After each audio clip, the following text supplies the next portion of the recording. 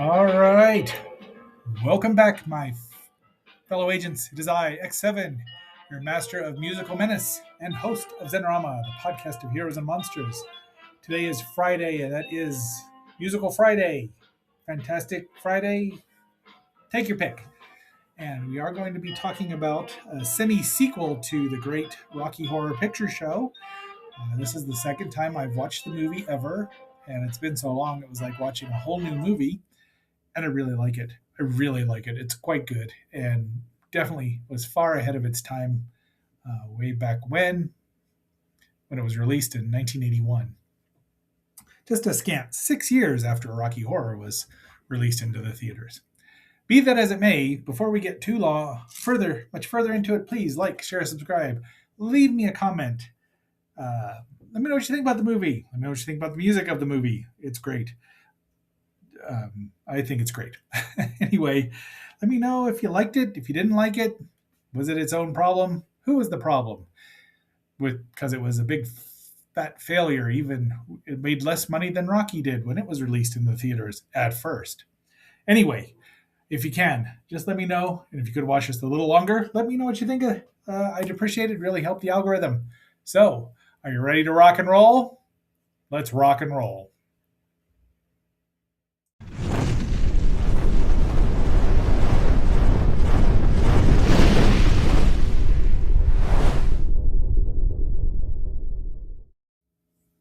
All right, we start right out here with the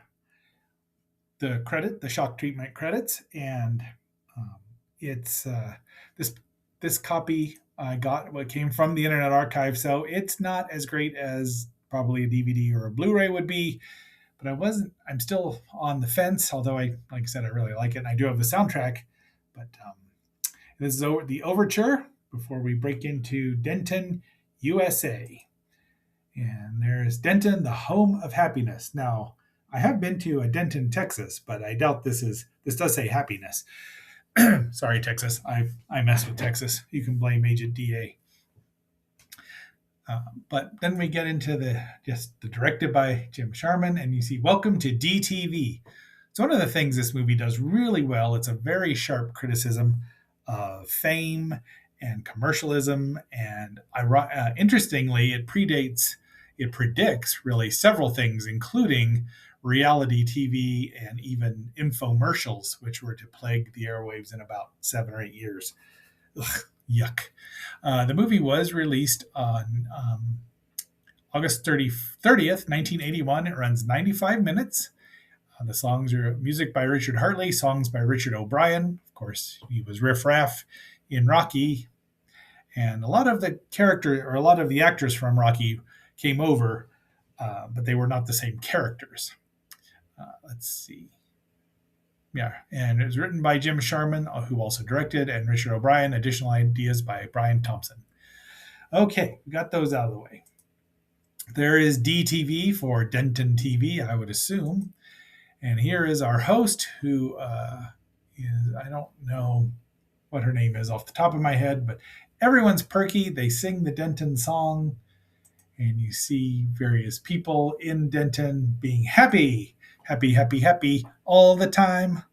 Yeah, I can quote a Ramones shock treatment as well, which predates the song, or predates the movie and their movie song. Well, anyway, there's the audience who's singing along and cheering, and all directed. You see clap, and boo, stand, all kinds of things. Lo and behold, uh, there is Brad Majors. I'm pausing so you can say it if you want to. This movie does not lend itself to the back and forth of Rocky Horror Picture Show does, because it's different. Part of the problem with the release was the studio wanted to make another cult movie, midnight movie. This is what they got, which you can't try to make it something a cult midnight movie. That was the problem, part of the problem. This is Brad being played by Cliff DeYoung, who was a singer back in the day as well. Let's see. Clear Light. So that's him singing. And then Janet Majors is Jessica Harper, who we have already seen maybe just last week in Phantom of the Paradise, which was some 7 years before this. Also, a commentary about commercialism and rock and roll. But this is more about television. There is Betty Hapschatt, who is the host of Denton Dossier, a talk show. She is played by Ruby Wax, and she's excellent, both as a character. There's Judge Wright, who we may also know as the criminologist from Rocky Horror, played by Charles Gray, who I did not remember him being Stavro Blofeld in Diamonds Are Forever, and Deco Henderson in a previous Bond film, You Only Live Twice, and he's also a Sherlock Holmes' smarter brother, Mycroft. So he's also excellent. And our charming, perky host, or actually stage manager, she's the floor manager, is what she is, really. Let's see if I can find out who that is.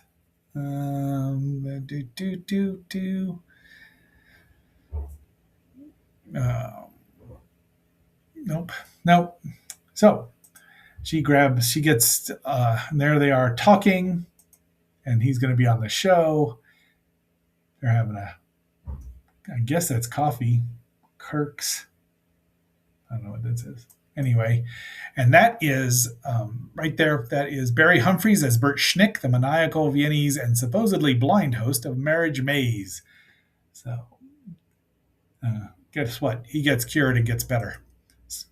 Macy Struthers, who is Wendy Rayback, and that's her now boyfriend, Ralph, who is Ralph Hapschatt, Betty's ex-husband. They don't like each other. That's Jeremy Newsom. So there we are. They drag Brad and Janet up there to talk about the problems in their marriage. And there's our villain of the piece, who is Farley Flavors, also played by Cliff DeYoung, which you wouldn't know right away simply because of the hair, and they've made Brad look like such a nebbish. So, but there's a reason that they were played by the same person. So he's Farley Flavors, who owns a major fast food company, and he's the new commercial sponsor of DTV, Denton TV. All right. And there they are. And they want to commit Brad to therapy so he'll get to be a better person overall. He doesn't want to, but Janet says, "You're making me look bad." And who's that? Could that be somebody we know and have talked about as an orderly? That is Rest Home Ricky, star of Dentonvale, and he's supposedly a clinic orderly. So, Ricky, but Ricky looks really familiar. Could his name also be Rick? Well, let's find out. So, another discussion there, and this is you might recognize these. That is not Riff Randall, a domestic, or Magenta, also residents of Transsexual, but Dr. Cosmo McKinley and Nation McKinley. Look, Frog, there's someone who deserves the name Nation. Anyway, they're supposed to be brother and sister, but one would not think that. It is Rick, and he's sedating Brad because Brad is being uncooperative. Sorry. Hands up, who likes me? Guys, no wonder Neil's smelling. According to the house list, it says the last time we went to the laundrette was the 23rd of October, 1981. Guys, it's wash day. But why, Michael? I myself have 3 pairs of socks and 3 pairs of knickers. That means I've only worn them 269 times each since the last wash. I said hands up, who likes... Rick, we heard what you said. Now, guys, brace yourselves. There's no avoiding this, and I'm not talking about my chopper. We are going to the laundrette. Oh, no, please. Not a laundrette. Why don't you like me? Because you're a complete bastard. Well, somebody likes him because he's in the movie quite a bit, even though he doesn't get to say too much. But he does get to sing and dance, and he's featured a lot. That is Rick Mayall as Rest Home Ricky. he does not seem to change his names a lot in his shows, except for Drop Dead Fred, where he was Fred. So now that is Little Nell, Columbia from the Rocky Horror Picture Show, not looking a thing like Columbia. You can hear it in her voice when she's singing and talking. But, I mean, I am smitten with Little Nell at this point in time. She's also an orderly. And they're taking old Brad down to this home, but she's never signed a contract. They want her to, and she says, I'll do it later. Marriage Maze. That's, pardon me, Manning Redwood as Harry Weiss, Janet's bigoted father. And there is Darlene Johnson as Emily Weiss, Janet's doting mother. And they're trying to win points. They win anyway. And now we're back there. And Brad's locked up, and Janet's just saying, just get better so you'll be a better husband and not so boring. But Janet has some issues as well. And but he's all happy now. And there's a reason. That would be our buddy Farley Flavors. More of the audience being coached. And now we get the song. Let's see, we've had about several songs. Thank God I'm a Man, as sung by Harry, because men are men and men will do what men will do. Now these two, I've lost their names again. Betty and Oliver are getting cozy here, but they know something's up. And of course, Betty and her ex-husband, or Ralph, have some words, a lot of words. And poor old, what was her? Macy is just, not portrayed very well. But they sing another song here. Let's see, what song are we up to here?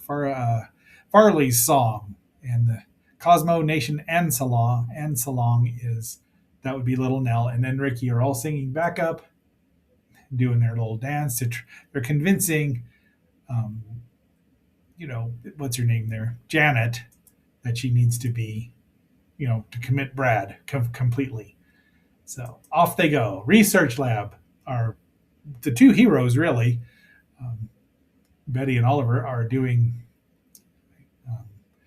Betty and Oliver are doing some research here, and now they brought them up to watch the show. Now we have a lullaby, and you can see they're in the clinic themselves. They all have padded rooms. They're all singing the lullaby. It's called Lullaby. And then there's Ricky's taking Polaroids of Nurse Ansalong in the same room. And the audience is asleep. Apparently they never go home. They never go to the bathroom. They never eat. These two, she's reading Paradise Lost, Milton, and even Oliver is asleep. And then it's 6:45 in the morning. And we're awake. Dun, dun, dun. And our supposedly blind, I lost him again. Bert is trying to peep at Janet, but he gets yelled at. And Cosmo says, "You're beautiful." But now we go into one of the best songs, Little Black Dress. And there's a lovely, everyone's singing along and dancing. And now, I got to say, Janet looks pretty. I mean, this was not the same woman we saw earlier in the movie, or even in 1974 in Phantom of the Paradise. They're toasting her, and now it's got to be DTV, got to be an infomercial. Everyone loves it. Macy's back. Janet comes out and sings "Me of Me," a selfish, self-absorbed song. And it's another good one. She grabs a guitar. There's a backing band. She just takes his guitar and almost looks like she's playing it. And wearing that little black dress. And boy, this movie has a lot of pink in it. So, and a lot of drug use, or at least they sedate a lot of people. A lot of the, I don't know if everybody else is doing drugs, but Brad and Janet get sedated. Yeah. Now they're going to go undercover again. And there they are. Keep America Clean. Kirk's Corner. That's what it is. And then she goes and sings. Let's see. Oh, we're about to sing the shock treatment song, which I really like too. This is a great song. And there they are singing. But why don't we like you, prick? I mean, Rick. But yikes. There's a picture. All right. So let's get a little more of Prick himself. I mean, Rick. Vivian, I'm being serious. So am I. You're a complete bastard and we all hate you. I find that rather difficult to believe. Do you want to bet on it? I'll put down a fiver. Yeah, me too. Yeah, you can count me in as well. No, I don't bet. Coward! Yeah, yellow chicken. All right, I'm not scared. Right then, a fiver. Oh, I haven't got any money.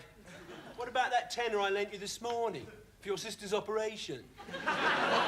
You haven't got a sister, Rick. You're the classic example of an only child. All right, are we going to bet or are we going to piffle around all night? There's a tenner. Quiet, everybody. The bet's on. Right. Hands up who likes me. Damn. Right, that's it. I'm going to kill myself. Then you'll be sorry. No, we won't. Does anybody want the last chickpea? I didn't even want the first one. I feel sorry for you, you zeros. You nobodies. What's going to live on after you die? I'll tell you. Nothing. That's what. Oh, this is pathetic.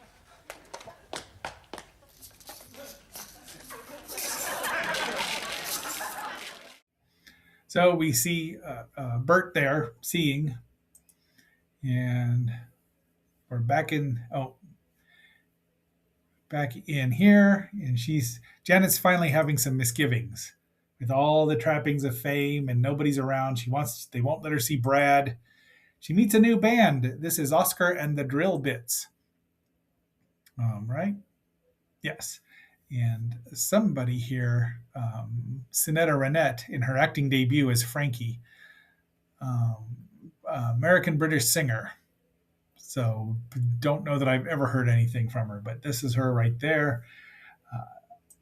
And now she's calling on a payphone.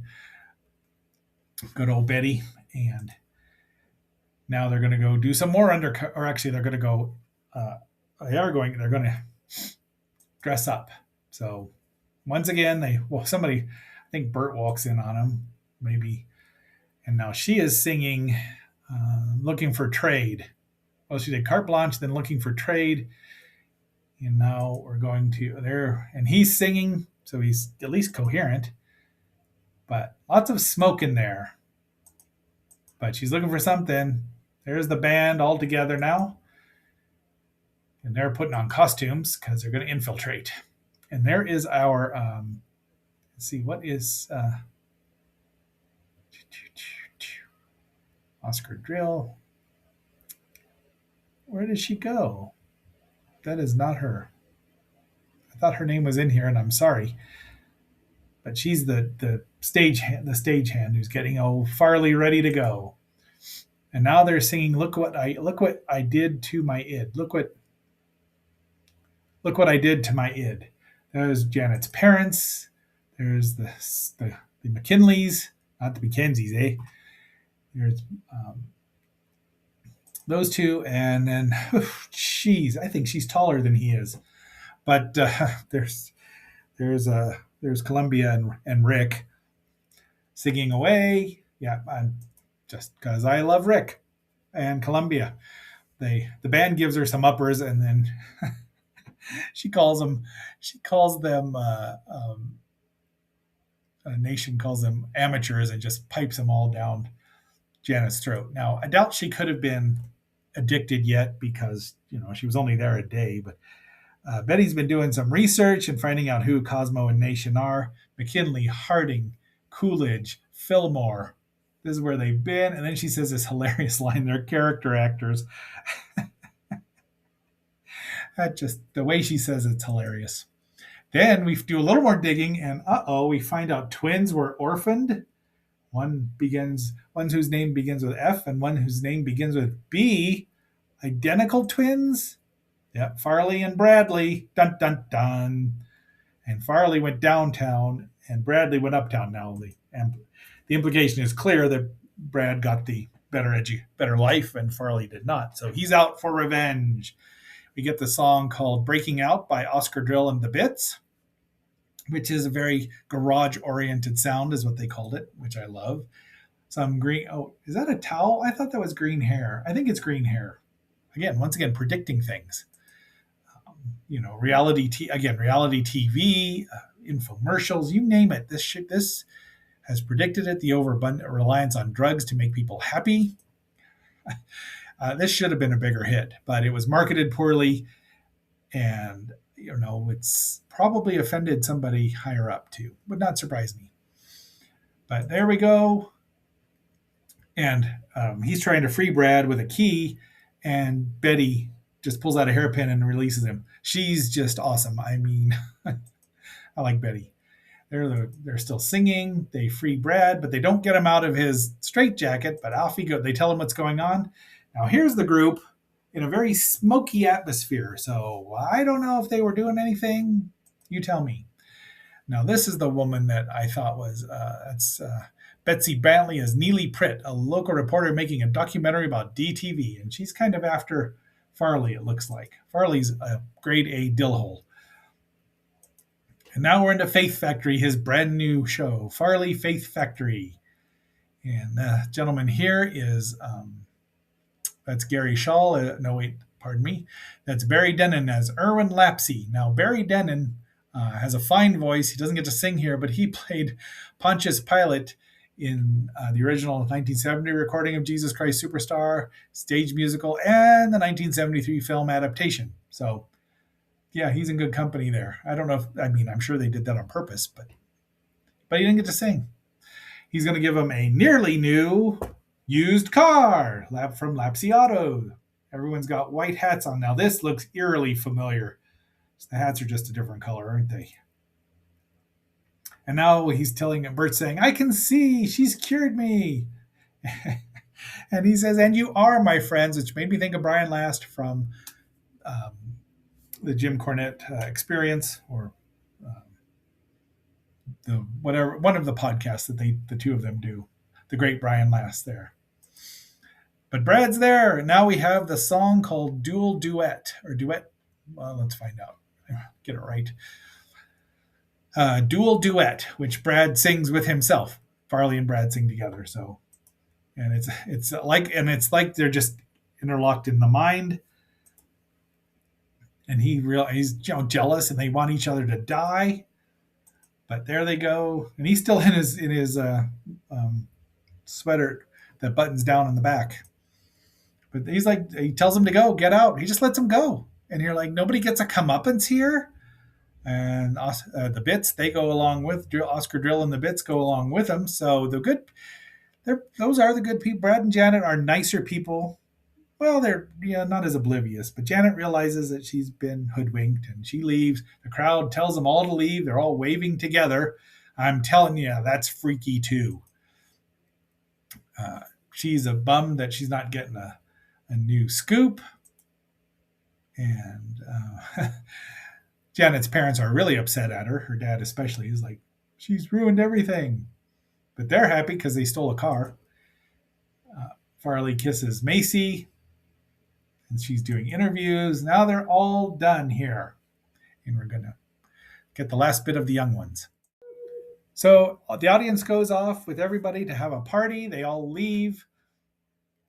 Now they've got Brad and Janet in, and Oliver and Betty in a room, but the guard leaves. They get out because she's got her trusty hairpin. Off they go.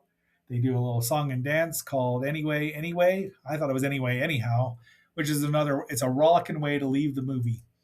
The band joins in, and they drive off in the car, and the town celebrates for some reason about being the same. I don't know. All the inmates are singing Denton, Denton. And once Betty fixes the car, once again, Betty is the brains here of the operation. Off they go. And that's Denton, home of happiness. By the way, I decided to put the young ones at the end of the episode because it's long. It's going to run long. All right, and I did leave Nell there, and Rick Mail as Rex Home Ricky. It is spelled with a silent P, so it's hard not to say it. But that is our movie for today. I really enjoy it, and I'm definitely tempted to get the Blu-ray just to have a better copy. But holy mackerel, it's a lot of fun, and I just really liked it. So tomorrow we are showing the 10 Brothers of Shaolin, which 40 minutes in is got a better title than... It's got a lot of martial arts in it, but the story is... So we're not going to get the Kung Fu trailer, but we are going to get the final scene with the young ones here at the end. And Rick trying to kill himself with laxative pills. All right, my fellow agents, until our next assignment, this is X7 signing off and phasing out.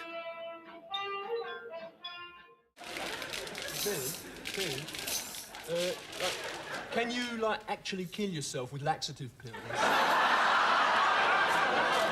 I don't know, Neil, but I'm going to stay and find out. I think I'm going up to my room for a bit.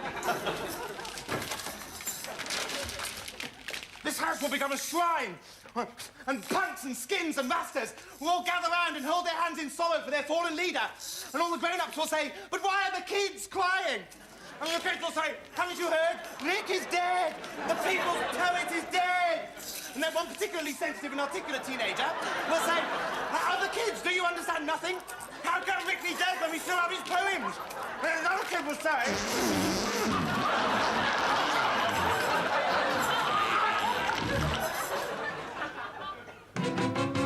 Don't look at me. I'm irrelevant.